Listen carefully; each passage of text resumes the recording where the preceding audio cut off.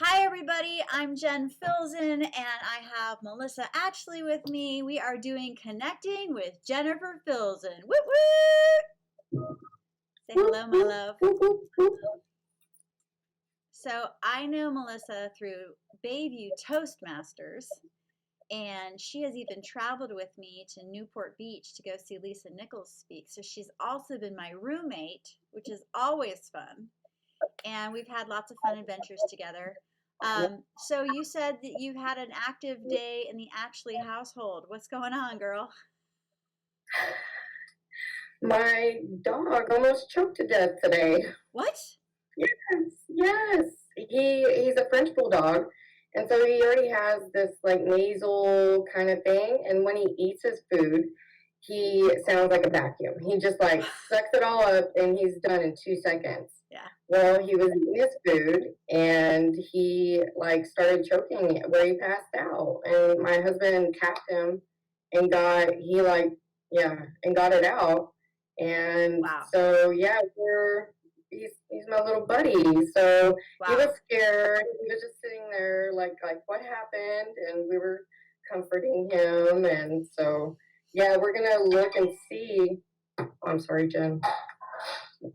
We're gonna look and see, what we can do to help him not do that. Water his food like a baby or something. We're gonna take him to the vet and see what's going on. Wow. But yes, it was a scary moment. Wow. I'm so glad Josh was able to help your baby. Oh my gosh. Yeah.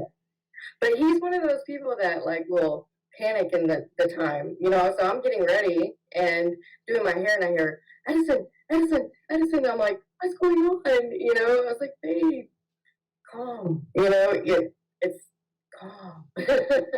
I know I can't. I know he loves them, but he gets so excited. So in these heat of the moment times, and like just calm. It's so interesting, isn't it? How in the time of COVID, we're all going through a whole range of emotions, right?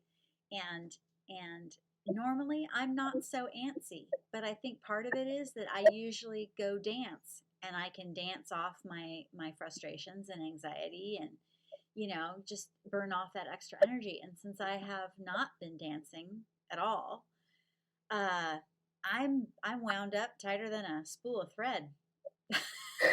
Yeah. I don't know if I've ever heard that expression. I think it's like tighter than a rubber band. Oh, yeah, there you go. That too. But I'm not for sure I'm good at those. Yeah, right. And Renee tends to be calm. He's always calm, right? But it is interesting, right? It sounds like you're the calm one, and he's the one that gets amped up, and or the opposite. I'm the jumpy one, and Renee's like Mr. Smooth and mellow. It's nice to have a spouse like that. Yeah, it's nice to have a spouse that totally balances you out in that regard. Yes. Right? What if we were both that way? Oh my gosh, that'd be terrible. Right? Yeah, and there are relationships that do have both, and it doesn't fare well. Not always, it's just like, but hey. So, I'm so glad that you're doing this with me. We've been in Toastmasters together and we know each other pretty well, but like it's always so fascinating. Like this is the time that people want to connect. And that is why Connecting with Jennifer Filzen was born. It's like we're all connecting, but like, we really want to hug, or we really just want to like talk and just, shoot the breeze. And you and we've been having some fun with like online social events through Zoom for our Toastmasters group, just strictly social. And then we've also taken our Toastmasters meetings online. I mean, like we're doing some really, really cool stuff. So what I thought was a brand new idea at the beginning of COVID, starting with my little Connecting with Jennifer Filzen, is like now the norm. How has your life changed in COVID? Like, I know that's a huge question, but like what little things are you noticing? Well, for me, I'm more active with sanitizing. This is my little bottle of alcohol. And I spray everything with the alcohol, my hands, and when I go to the store, my purse, I basically walk in and get quarantined in my house because I'm the only one that's leaving the house. My husband and my daughter are still in the house. So I'm the one that would potentially bring in something. And so we spray down all my stuff. I walk in, I take a shower just to make sure that everybody's safe. And so it has changed that sense of, just being more cautious about everything that you do and protecting your loved ones. My father is older, and they're more vulnerable, and so I make sure we, which is sad because I love giving my pops a hug, and but for me, I still go to work every day, and so I'm not cooped up like in the house like a lot of people are. And knock on wood, I'm very grateful for still being able to work, and so I don't have that experience that others are having, just being cooped up all together all the time in the house. Don't get me wrong, my daughter, she's being homeschooled right now, and my husband does the best he can, but he's a little bit more lenient, and so I have to still Zoom call or FaceTime or call my daughter. Hey, did we brush our teeth? Did we take our vitamin? Are we on school? What have we done? What projects are assigned to you? Because her favorite line right now is, well, I didn't have to do that assignment. I'm like, no, I think you did, Kylie. So she doesn't look forward to the Zoom calls or the calls from mommy during the day, but I do. I do. And, make sure that they're not, pigging out on ice cream and Cokes and, all that stuff. I have to give my husband props. He's still working from home and being here with our daughter, to help school. But it's hard. We're still both working, and we're just trying to play that balance. So I have a whole new respect. I've had a respect for teachers, but I've had a whole new respect. And the fact that Kylie's teacher just had to change her whole year with like in a snap, and figure out online assignments and Zoom calls. I sat in on a Zoom call with my daughter the other day. I work from home, and she has a Zoom call with her teacher every Tuesday and Thursday. And I don't know if Miss Serpa appreciated it, but I was like in the background, and so then I sat on her bed and I just listened to the teacher talk. But I was watching all the kids. My daughter's in fourth grade, and I was watching all the kids, and they were moving and like going everywhere. And I'm like, oh wow, that's a lot to take in right now, because she broke them up in groups, and it's still they're on the couch or moving or going outside. Yeah. And I seen a letter from the teacher that said to the kids, don't jump on your bed during Zoom. Let's, these basic etiquette rules. And when I read it, I was like, really? You really? And then seeing the video, I was like, oh yeah, no, that's why she did that. It's crazy. Right? Oh my gosh. Oh my God. That is, yeah. I can't even imagine. I'm trying to teach in that environment. They have their own freedom, and they're just walking around. They're listening, don't get me wrong, but it's just they don't sit still, and there's moving around, and it's just a whole different environment. And I have a whole new respect for her, just a whole nother level. Oh yeah. Oh yeah. So here's my first question for you. What makes Melissa Atchley special and unique? Okay. All right. So I get a little awkward when I talk about myself. Okay. So it's okay. You're normal and natural. It's all good. Everyone hates when I ask these questions, but yet it starts the really cool conversation. Really, it's so open-ended. So have fun with it. For me, I think what makes me special is I'm in generally a good mood at most times. And that's, I think later on in life, I found gratitude for what I have, for whatever it is. And when you're grateful for whatever it is, even if you're so-called having a bad day, there's other things in life that make your bad day look really good. So, I'm always generally, I'm not always in a good mood. Generally, I'm in a good mood. And I think that that's something, even though it's so simple, it's always nice to be around people that are not in a bad mood all the time. So Right. I don't know. That's what I think makes me special, as simple as that is. I love it. I love it. And you're part of a family business. Tell us about what you do. You're the CFO, correct? Yes. Now, we have a few businesses. We're in manufacturing equipment. I started out in inside sales, and I was just basically given this opportunity.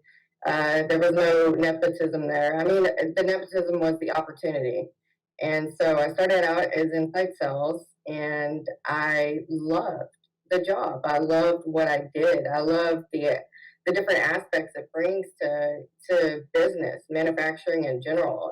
It's accounting, it's engineering, production, purchasing, sales. It's all in one, and I I just took a hold of it, and I love learning every day about business. So now when I was given the opportunity, I didn't have ownership in that company. It was my father's company, and now me, my brother, and my dad all own these businesses. I'm so proud of you. And truly, the reason why I brought it up is it's nice for everyone to know what it is that you do. But truly, like the fact that you're in a good mood most of the time and you're running a family business, that does not always happen. Sometimes people get really anxious when they're running a family business. To be in a good mood pretty much all the time means that your business is running well, right? Or at least has the systems and processes in place. I mean, well, we're all affected by the market, but truly, like, just that's a wonderful attribute to have that talent of being happy most of the time. I would say that, yeah, most people see my happy face all the time, most of the time. But privately, especially when, things are upside down and I'm, struggling, and I'm very fortunate that I also get to work from home and I have my marketing agency. But, there are times where I'm like, why is this not working? Like, it could be a technical issue. It could be a bad review that I'm responding on behalf of a customer. So I have to dig deep and I have to like, it could be all kinds of like little tiny details where at the end I'm like, you know. Yeah, we all have those days. That's the thing. Is that it's so funny. If I'm on the phone with my husband, I usually call him on the way home, and if I have this, if usually it's you know generally nice and good. But if I'm like, yeah, I just had a day, babe, and he's like, oh wow, are you okay? And it's just because it's not generally, even though things happen all the time. Things happen all the time in business. And for me, it's just you have to take it, yep, address it, and move on.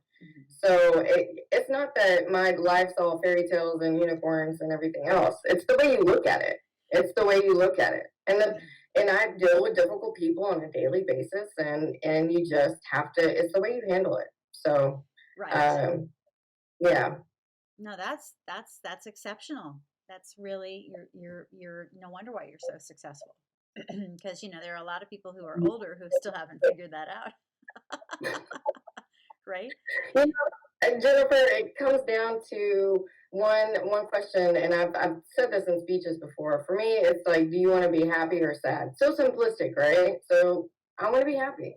Yeah. And I'm just gonna go through, and if there's events that are gonna happen, but those are events. You have the power to react to them or act to them. Yes. Yeah. Yes. Stephen Covey, The 7 Habits of Highly Effective People, in his book, I love he that. talks about response ability. We have the ability to respond.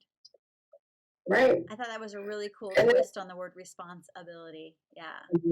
Yeah.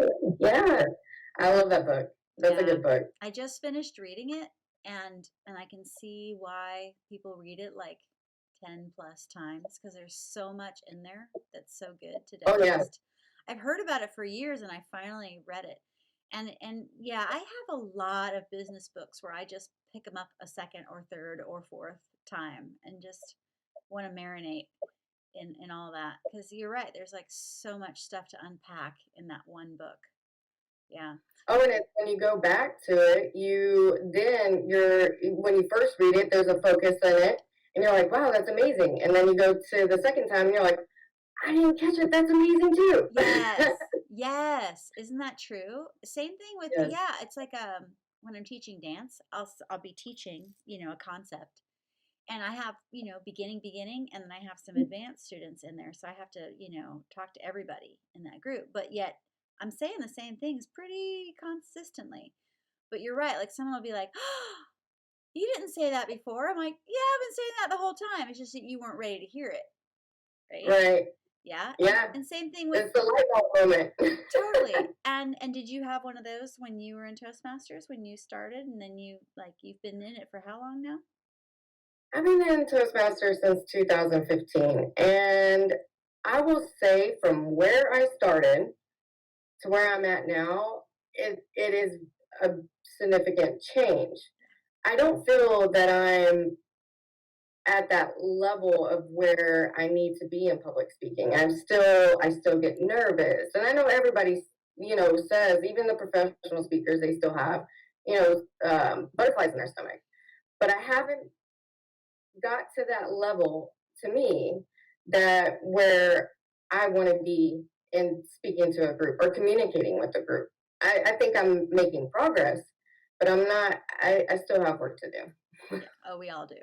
We all do. Even those I of don't think us. so, Jen. You're pretty good. Trust me. It's still a work in process. But yeah, I mean, I started developing a new class, which will be my next book. So I've been like, it's my give to get book, and it's a marketing book, and I want to tell the stories of a lot of my clients of how they give, and then they have reciprocity in return with their clients, and how they really strengthen their relationships. So it's been a book I've been wanting to do like all year. Like I've been waiting. Like I'm like I have this book in me. I need to do it. I need to do it. You know what? I needed to go through COVID. I needed to live the give to get philosophy on my own before I started writing about it. And I've been wanting again to put it into a book format, but I haven't had the time because I'm just like trying to like keep up with everything. And I was like, well, you know what? If I turn it into a class and then I submit that as a class where I can teach that at Vision in Kansas City next year, well then I've already got the outline for my book. So it's kind of like I'm taking the other approach, like the other path to get the book done. But like, yeah, it's like, yeah, we are still students. We are still figuring this out. And just when we think that we're a black belt in something, that's when you go for a third-degree black belt. It's like, ah. That's true. That is true. And when I think I have accounting figured out, because I joke. I actually was joking to my husband the other day about this. I went to Google University. I Google my stuff and I look and I reach to the professionals that I know. And when I think I have a handle on my accounting, I'm like, what? I learned something new and I'm like, wow, okay, this is a game changer. This is what I need to do now. Right? Especially with all these new Yeah. things like the payroll protection plan loan and the economic injury disaster loan, and how thankfully, tax day, we did not have to pay on tax day. We get to pay Right. later. But still, like it's mounting up. So you can't just like, oh, it's a vacation. Let's just relax. Oh, yeah. A credit card, right? You can't view a credit card like it's free money. You have to pay it. So yes, we're getting relief, but and some of it is going to be granted, depending if you follow those regulations to get it relieved. But some of this you don't. You have to pay it back, and so it's like a credit card. You got to know, hey, whatever I put on it, I'm going to pay that. So Yeah. that's how I keep my credit cards in line. Right? Oh, yeah. Oh yeah, it's not free money. We want it to be, but that ain't happening, right? But Yeah. yeah, So, I thought it was when I was 18. right? Yeah, my And then parents. I learned it was not. Right.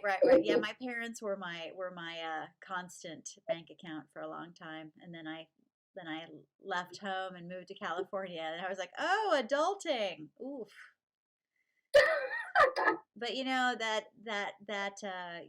standing up on your own is what makes us stronger, right? It allows us to like. I remembered. I would think I was about 25, and I called up my parents, and I'm like, okay, all those years that I was such a jerk, I'm so sorry. I get it now. I'm sorry. I know. And You have that moment. yeah, you have a moment when you finally are like, oh, did that happen when you had your child? Yeah. Yes. Oh, well, so when in my early 20s is when I was a pretty good child up until 18, and then for whatever reason I decided to rebel and do, adult or pretend to adult. And so yeah, no, I had that. There was a moment, you're like, wow, you want to then get your stuff together, and you're like, this is my life, and I'm sorry, my parents, for being the way that I was. Yeah. Thank you for putting up with me. Right. And now that you have Kylie, it's like, oh, now I know why my parents would say this to me. Oh yeah, yes. And when I have Kylie, as parents, you see when your child is trying to put one over you, right? And I'm like, wow, Really? how That many great times kid? She would do that to you would do you? that? Oh, yeah, yeah, exactly, I love her. I exactly. love your daughter. I think she's great. But I And just I'm can't like, imagine her you doing that to know. her mom and dad. Yeah, none of us ever did that. None of us ever did that at all. So, who do you serve in your life? Who do I serve? I serve my family. I serve, my daughter in particular. She's a big reason why I strive to do the best that I can and, lead as an example. Don't, kids don't really learn from saying what or saying what you tell them to do. They Right. learn from Actions. watching you do it. And so for me to be that example to her, and then also I serve, my immediate family. I love, I'm very close to my brother and my sister and my dad and my mom that's now passed. And we're a very, very tight, close family. So they're, number one in my family, and then my friends and my community. I usually in the past haven't, I keep my circle really close. And now with being in Toastmasters, I'm like, you know, being more social and having more friends like you to talk to. And it's been a new experience for me. So, Yeah, has it changed you a yeah, bit, becoming a little bit more extroverted, even though you might not want to be? yeah, it's funny in my family, I'm the extrovert, right? But when you compare me to you, No. I'm not an extrovert, and it's like they don't understand. They're like, "What do you mean, Melissa? You're the social butterfly." I'm like, no, no, I'm not. I'm way not. I thought I was, but no. I just because I can talk to anybody. My mom was like that, and I picked that up from my mom. So talking at the grocery store or whatever, and but my dad and my sister and my brother's kind of social, but my dad and my sister don't. They don't talk to people. It's like. They'll talk to people if they talk to them, but they don't just make random conversations. So, Well, yes. that's really impressive then that your sister is in Toastmasters as well. Truly, like that must have been a real teeth puller for her, right? It Get was. here. It was a whole year that I was in Toastmasters, and she would say, "What are you doing tonight?" I'm like, "I got Toastmasters tonight. You should come." And she's like, "No, no, no." And then I told her one day that I won an award, and she was like, "Wait, you win awards?" And she goes, I want to win against you. And so she started coming. Nothing like Seriously. sibling competition to get her to motivate herself to go out and speak publicly. That's hilarious. Go, Jennifer. And, That's funny. oh, yeah. She's funny. Oh And my gosh. Toastmasters is her social. That's her social. That's what she considers her social. She's like, I have a social night. She actually said that last night. We were at our book club, me, Tanya, and Jennifer. And she goes, on Tuesdays, I have my social. And I knew that it was Toastmasters. I was like, Jenny, that's Toastmasters. It's not your social. Oh, that's so cute. I'm glad she's doing well. I'm glad she's having fun. Isn't it fun to see people turn around, like going from super shy to like Bikram. Bikram, like he started off super shy and now he's like the man. It's so I cool know. watching him develop and grow. And it's great watching you develop and grow. I mean, like, you know, coming on from Texas into California, you join our wacky group. And now you're like El Presidente, La Presidenta. I don't know, the female version of president. And like, yeah, look at you. You're just a total badass. And you're doing a remarkable job. Thank you, Jen. I don't, that's another thing is that our group is filled with all great leaders. That's you included. And it is so nice to be able to come to a group and learn so much from. It's communication, leadership, everything. You're held accountable. It's a whole new aspect. I was telling Stephen and Christian that who is a part of our Toastmaster group of how interacting with you guys is a different leadership style to me than in my business. I don't know if that makes sense, but it's well, you're manufacturing, and so yeah, no one's gonna like talk to you on the same level because you're the CFO and you're like a chief executive.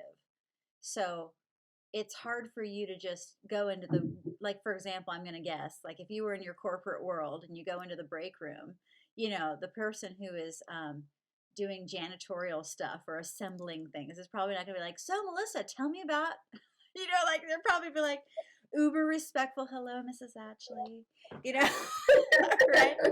Whereas with us, we don't give a damn what you do. We're your peers.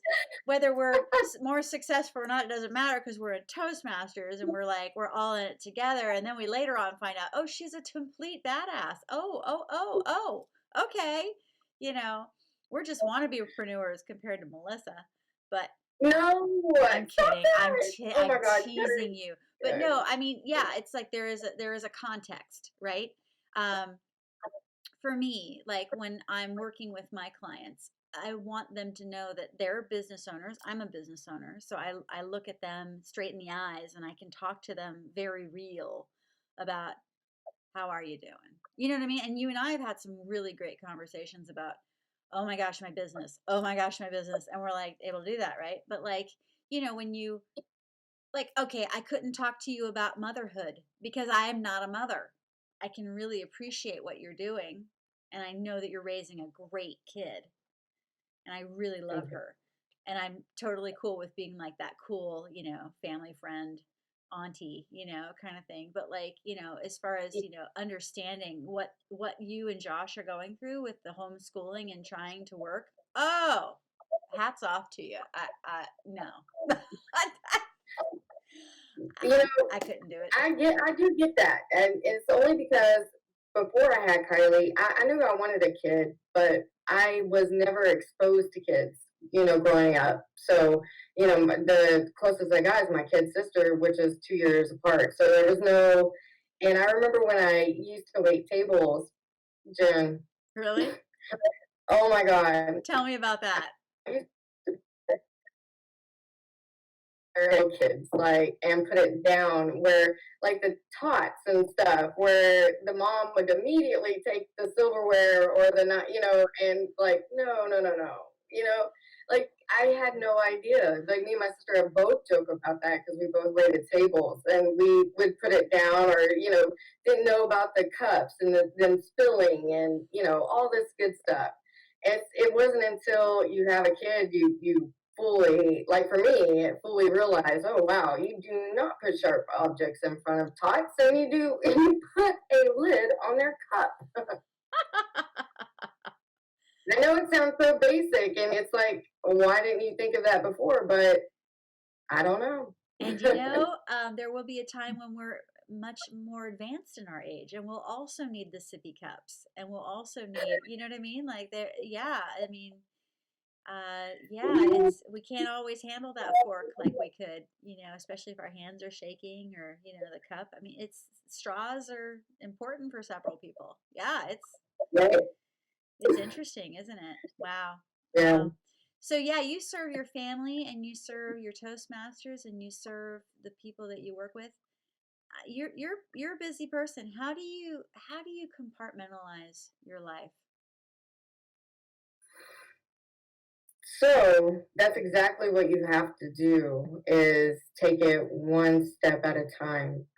It's those days that when I say, oh wow, I have this, and this to do, that I can start to get overwhelmed.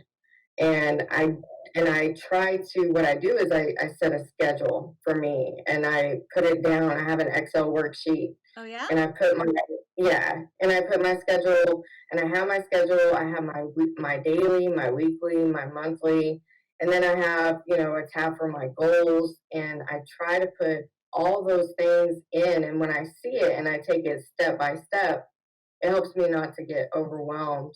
And that's another. And when events happen to me, in Dale Carnegie's book, "How to Stop Stressing and Living Your Life." I don't know if you read that. It's an awesome book. I should. He talks about a gentleman that it's a whole chapter, I think, on how to compartmentalize your life.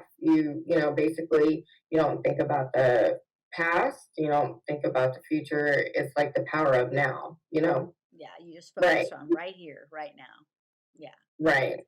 That was, when my mom passed, that was something that I had to continue to put in my mind, and try to. That was one of the harder things for me to get through. Oh, of So, course, because you lost your mom unexpectedly, and then you've still got to be a mom yourself. You've still got to run the business. You've got to answer all these things, and it's like, you needed a break, and rightly right. so, because the mourning process is not an overnight thing. Mhm. It's a long process, and how I check in on you regularly, and I know that some days you have your ups and your downs. But how's your dad doing right now? Is he doing okay? He's doing good. He's doing good. He's never been the emotional type, so he doesn't, we talk but as far as, being okay, he seems to be doing better. The first month was really, really difficult for us, and we continued to work. We actually went to work. Uh, she passed on a Saturday, and we went to work on that Monday. And but it was hard to get any work done. But we were there being, I'm grateful for having a family business because being there with him did help. But it was just, so he's doing good though. He's doing good. That reminds me. Just this past week on April 29th, my client notified me. This is so sad. So, his technician, who had been working for him for 23 years, the 29th was his birthday. The technician passed away on his birthday, 67 years old, at work. And my client, who's the owner of the auto repair shop, was just devastated because they're like friends and a longtime employee, and like it's the employee's birthday, and he had a heart attack, Oh my and it gosh. was just like so. So the owner of the shop was like, Jen, can you help me write something to put out to our customers and to let people know what's going on with our employee? And so I did that for him, and there's a lot of stuff I didn't know. I knew he was from Bosnia. I knew he came over in 1997. I knew that he'd been working for Eric for a long time, but I didn't know like his wife and his. So Eric helped me. Excuse me. Eric helped me fill in the blanks, but it was just like so devastating. Like I could just feel the emptiness and the pain because that's yeah, it's his employee, but it's his friend. Like there was a picture that he sent me of when they went on vacation to Maui together. And it was just like, oh my God. And a lot of us are losing somebody, whether it's, advanced age or COVID or like life and death happens all the time, but it just seems to be laser focused and highlighted all the losses because of COVID-19, because of, the sudden death of your mom, my dad's passing, but my dad's passing was expected. It was just like, 2020 is just, wow, let's just get through this year. Shall we? That's, and that's the big thing is people have told me, with the, 2020 and really with just the COVID, of all this stuff that's going on. And when I hear people talk about, this happening, this happening, this happening, I try really hard not to put all these events together. Because when you put the events together, you can be, it just doesn't make you happy. It's hard to take it all in because it seems like, events have been happening. Right. So, and here you are holding on to your happiness like, right? that's, because I just don't ever want to be at that place. A long time ago, I was never this positive person. And so, yeah. And I think I told you, I listened to The Secret and it kind of changed my life, as corny as that sounds, but it did. Hey, it's changed a lot of our lives. The Secret is amazing. Yeah, it's intention. It's laws of attraction and intention. And so you're saying that you flipped it. You weren't always this happy and positive? No, I was actually one of those people that's like, oh, I don't have any light at the end of my tunnel, yeah. And I was kind of wandering through life, I didn't know what I wanted to do.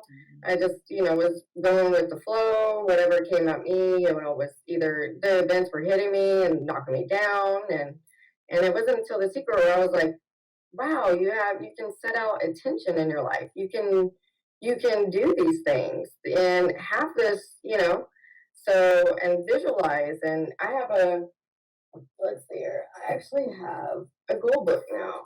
Jen, since 2015. And so when you posted on about your Blue Talk, about, yeah, and you wrote it down, I have moments in this book that I wrote down like in 2016 and it happened, and you set intention. And so anyways, yeah. Oh my gosh, that is so cool. That is so cool. Yeah, I have my vision boards. That's my goal book, my visual goal book. Yeah. Yeah. But no, I love that you're writing things down. And sometimes I'll let's see. I did this in February 2018. I wrote myself a letter. Oh wow. Yeah, and so I'll be opening this later. Kind of thing. Like, awesome. Yeah, like okay, did you do this? This is what I have planned for you. Did you do this yet? How about this? How about this?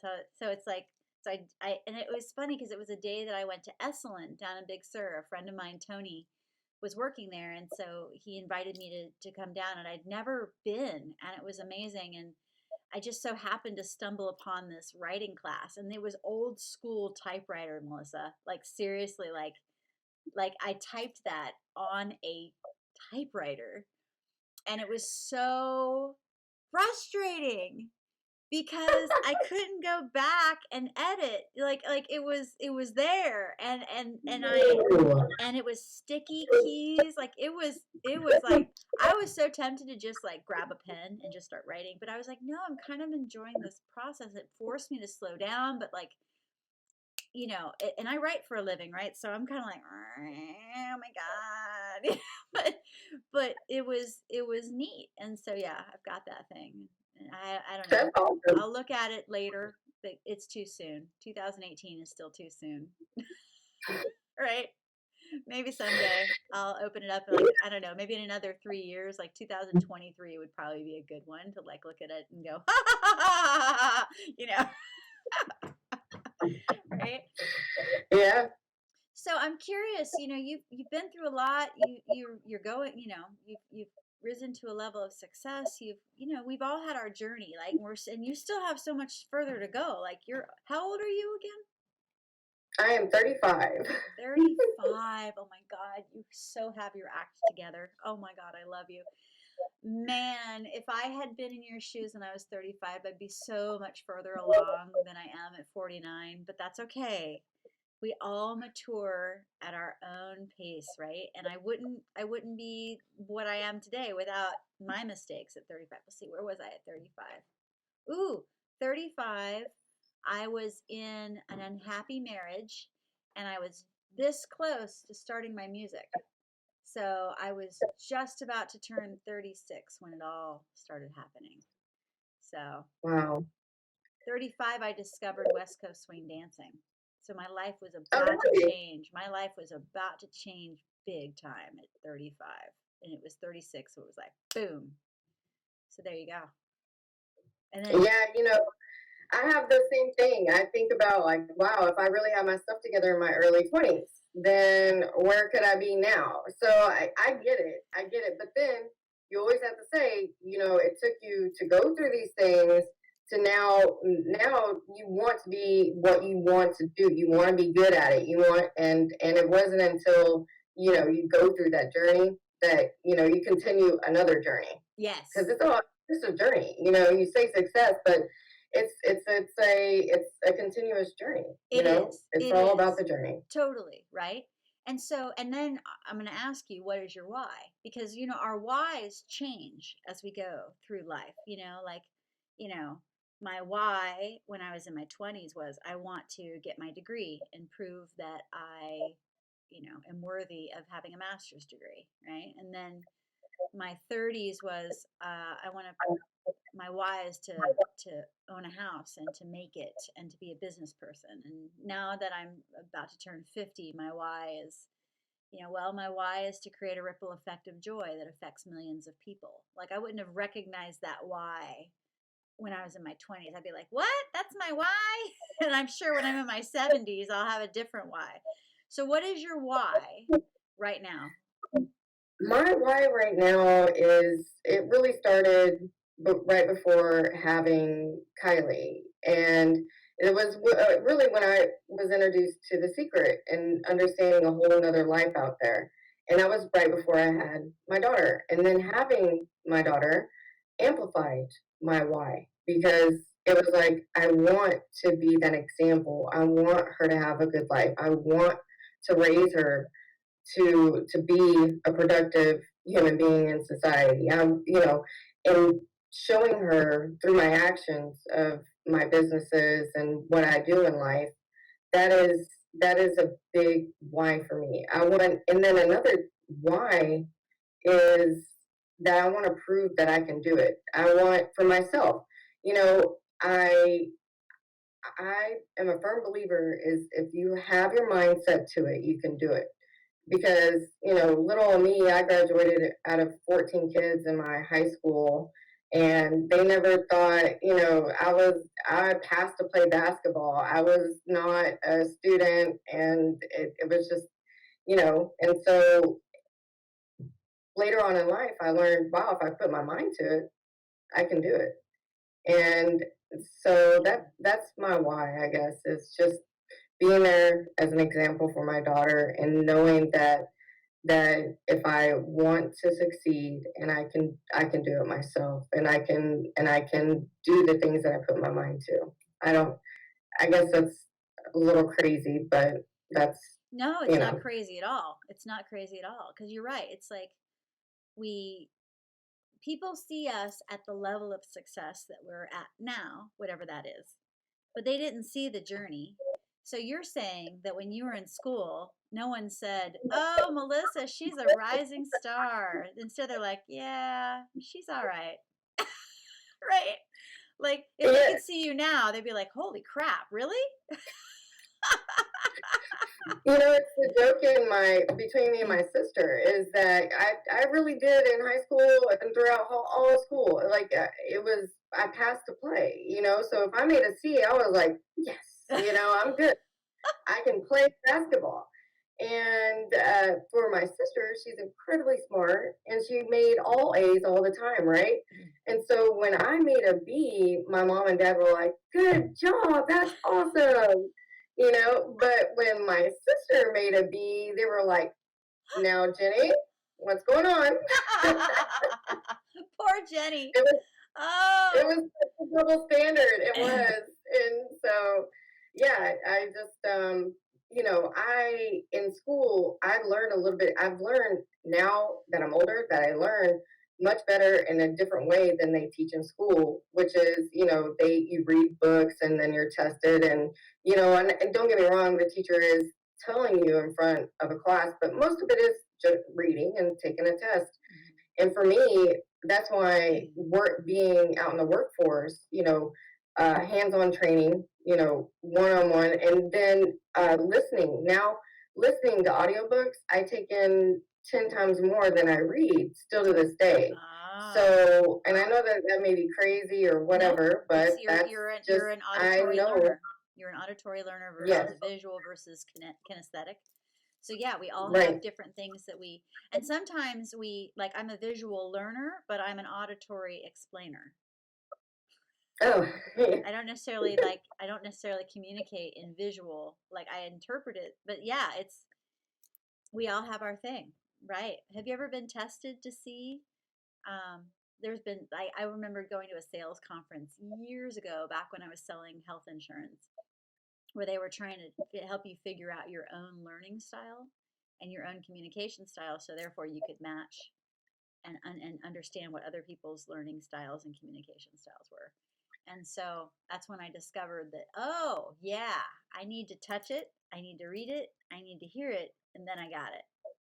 And I need all three. I really need all three for me to get it. Yeah. Oh wow. Okay. So mine, that's touch and listen, not necessarily read for me. I've taken little tests. It's not like the official test or anything like that, but touching and listening are my ways of doing, or, getting something. And don't get me wrong, I like to read. I'll read, but I just pick up faster by listening and doing. So yeah, and that's why you're soaring to the skies with Toastmasters. You're just doing it, girl. It's one of the things that I'm learning right now is to not overcommit myself, Right. Is yes. And that's the hard thing, because in business, that's how I feel that I've moved up. And it's saying yes to everything. Like, oh wait, I want to learn. I want to say yes to this. I want to, because I just did inside sales and now I know accounting, purchasing, and all that stuff. And it was because I said yes, I'll do it. And that's how I moved up in all my jobs. I remember when I was working at the grocery store. I was 18, and the boss, there was Petro, the gas station, in front of a grocery store, and Petro had to have a bathroom break. And I was like brand new. I was like a week old, and I was a checker. And he looked at all of us because we were semi new, and he was like, "Oh no, Petro needs to go to the bathroom." And he just stood there, and because he didn't know who to ask. No one knew how to run Petro. I was like, "I'll do it. Just have her teach me. I'm sure I can hold the fort for 5 minutes." And so that's how I eventually got moved up to officer position there, like a manager position, just because I say yes. So. I'll be darned. That's cool. So it really is just that attitude of say yes and figure it out. But now it's like, okay, now I have to not say yes to everything and overcommit. So I got to figure that balance out. And then there's that. Have you discovered that like COVID kind of forces you to say no?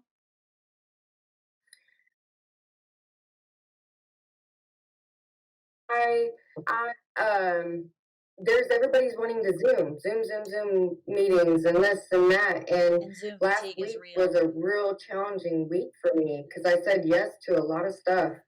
And not this past week, but the week before. Right. And that made me even realize even more that I need to manage those, because it's easy to hop on. You're halfway dressed or hair's up in your jammies.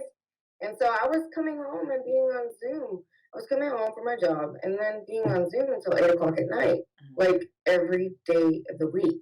That's too much because I have family and I have other things that are my priority. I want to work on my health. I want to get back into shape. And you can't, if you go home and you're just on Zoom and on meetings, don't get me wrong, they were business, they were good, they were, No, I get it. helping, I get but it. it wasn't that balance that I need. So Right. Yeah, my butt is starting to shape itself to the chair. I'm expanding my horizons, as they say. So yeah, I get it. Right? yes. So what kind of advice do you have for people now that they've gotten to know you? What kind of advice do you like if someone wants to be like Melissa and grow to be a complete entrepreneurial badass, or works on her health or learns how to speak publicly or whatever? I think it's just say yes, but you tell me, what advice do you have? Yeah, is to one, believe in yourself. I never, for the longest time I thought, okay, I'm not that smart, or I struggled in school. But if you set your mind to goals, if you set your mind to it, Write it and down. you can find the resources, you can do it. That you can do anything you set your mind to. And that clicked for me when I was like 28. I was like, wow, if I want to do something, I can do it. I can figure this out, And so, not to limit yourself, because one thing I hear from a lot of people is like, oh no, I can't do that. No, no, no. It's not my cards. Or no, you can. You can do it. It's, do you have the discipline or the courage, to do it? And I just don't limit yourself. Would be my and say yes. And no, that's would be great. my And in fact, can you share an example of one of those things that you were just like, yes, I conquered this. I hmm, in business. In business, when I was given that opportunity, and it was like, okay, well, let's just try Melissa out, and I set my mind to it. I wanted to do it. I wanted to be good at it. And I'm not saying that I have so much to learn and do, but as far as taking the position and running with it, I feel good about where I'm at right now. And I know I have a journey even more ahead of me. But from where I started to where I'm at now, I that's one thing that I can say that I ran with, and it's been fun. So good for you. So you signed up for a lot of classes. Like, how did you take that bull by the horns and become the badass CFO? would you stop calling me that? You're making me blush. I'm Um, just giving credit. And you know what? Okay, on a scale of things, you may not be compared to Bill Gates or something like that. But still, though, like just celebrate your victories, right? Because you really you've. I mean, think about it. You said it yourself. You're like, when I was 18, I was kind of screwed around. Nobody really thought that I would do anything, and now I'm running a successful family business. I'm the CFO. I've learned a lot. I've applied myself. I've set some goals. We're doing fine. We have our challenges, but that's a victory. So did you sign up for classes? Did you just constantly study? Like how did you take that bull by the horns? so after I was introduced to the secret of like self development, I couldn't get enough of that. So I just started reading all those books. So I listened to all those books. So that's what I did in background, and helped me, and it really did help me throughout my career too. But then I've been very, very fortunate to work with some really, really good people that are very patient and explaining things. And so, my family, just on hands work and training the people that are around me that I have been able to learn from. And I credit a lot of my career to. I do, because they they have been able to see the way that I learn and break it down and teach it until I get it. And one day I want to be able to do that for others, and maybe some kind of board position or something that will help people in their business. Kind of give back what you know that I was given that opportunity to learn and grow. And so, yes, I credit everybody that I work around, and I'm very, very grateful for the opportunity that I've had with them. So, Yeah, you're right. yeah. Mentorship is important. Yeah. Mhm. And it's true. Yeah. It's like key performance indicators, KPIs, right? That's something that I've heard about and heard about and heard about, but now I'm starting to actually implement. And then you and I had a conversation like, yeah, key performance indicators are what really shows me what's going on. And I'm like, okay, now I understand why everyone's talking about KPIs so much, because when you're a junior in learning all this stuff, you're like, well, I just want to make sure that I have positive cash flow. But there's so much more to the key performance indicators that help you nudge that dial further. So you're like, okay, well, yeah, the money's flowing, but how can we improve here? So yeah, it's like I'm also doing baby steps of figuring things out. And it's because of my mentors, it's because of my coaches, it's because of my peer group, where people who are fellow business owners and they're like, have you tried this? And I'll be like, oh, you mean I've been doing this the whole time and I wasn't doing it before? But again, we needed to be ready to hear it, because when you're bootstrapping stuff on your own and you're working for yourself, it's like, yeah, okay, I'll get to it. Right. Right? Yeah. So Yeah. now No, you're inspiring me. Like the fact that you have time to like spend time with family after 8 o'clock at night. I gotta ditch the working till 1 in the morning thing. You're inspiring me. So thank you. yes. Yeah. And it's the goals that I was just telling my dad, you have to set intention in your life, and you can't let your day take over you. You have to set your day. Yeah. And that's what happened to me, 2 weeks ago, where it was just, one thing after another. So I really have to learn how to not over and commit. And I want to focus on the key areas in my life, which is my career, my family, my health, and I had four of them the other day. Isn't it funny how like some of them slip out? You're like, dang it, what was it? Career, family, health, and health. that's okay. It'll come to you. That's all right. And 3 in the morning, you'll be like, I know what it was. I hate when that happens, and it's gonna happen. Oh, it happens all the time. That's why 2 years ago it was last year. Every year I set a theme for my year, and last year was sustainable shawl, and I had to like create a mnemonic device so I could remember. Okay, shawl. Shawl stood for strength, health, abundance, worthiness, and love. But I had to do that because otherwise I'd be like, what was that fourth thing? So again, it's like that visual. I have to do the visual to go. So this year is stretching into my vision 2020. So, and it's funny because like my goals from January are not the same goals that I have for May, you know. Well, yeah. It's like, okay, all that travel I was going to do, nope, not happening. All that stuff I wanted to do, nope, not happening. Oh well. Yeah. Well, yeah, but you're bouncing and you're finding a new way, and I think that's a big thing in this COVID. Is okay. We've come to this is where we're at. So how can we move forward? What can we do to make it happen for us? Yes. What I didn't realize is where I thought I was going to be stretching, I was actually going to be pivoting. And pivoting is what is what's saving me. And maybe that is a stretch, stretch outside your comfort zones. You got to learn how to pivot like that. And yeah, you have to pivot quickly, because if you are like, what is it?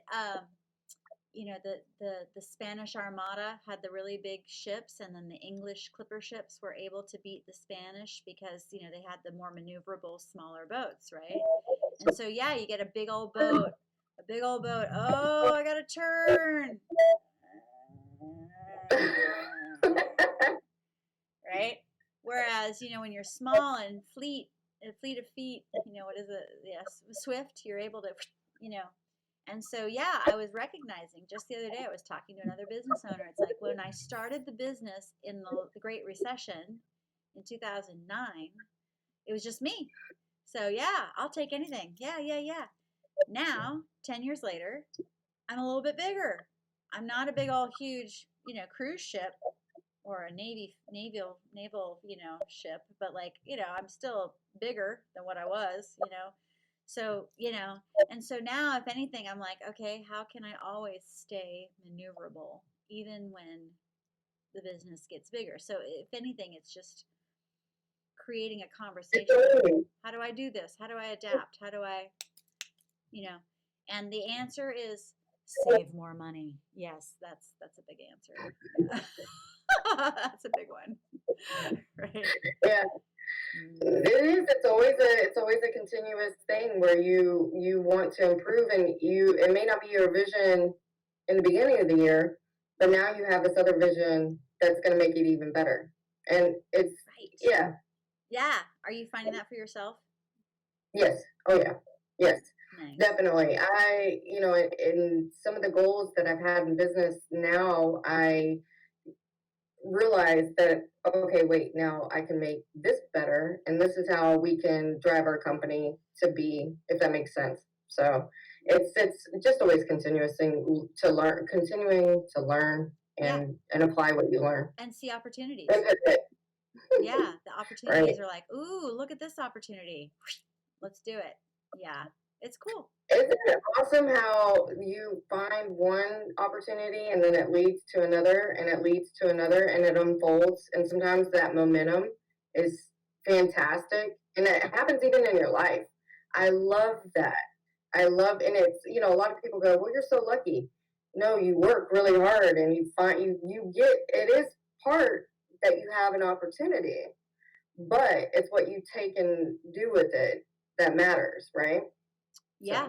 So, no, you're right. And opportunities, what is it? Sir Richard Branson said, opportunities are a lot like buses. A new one comes around the corner every 15 minutes. Oh, I like that. Yeah.